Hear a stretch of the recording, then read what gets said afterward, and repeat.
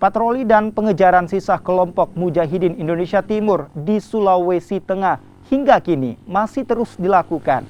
Selain medan yang sulit, simpatisan kelompok Mujahidin Indonesia Timur jadi kendala pengejaran sisa kelompok teroris yang kini diketahui tersisa 6 orang. Pengejaran pun dilakukan di Kabupaten Poso, Parigi, Moutung, dan juga Sigi. Nah, ini yang masih menjadi persoalan adalah masih banyaknya simpatisan yang mendukung DPO ini baik secara intelijen maupun logistik, sehingga akibatnya mereka masih bisa bergerak menghindari pengejaran kami dan logistik masih mereka punya. Jadi dengan adanya logistik tersebut mereka masih bisa bertahan hidup di hutan-hutan.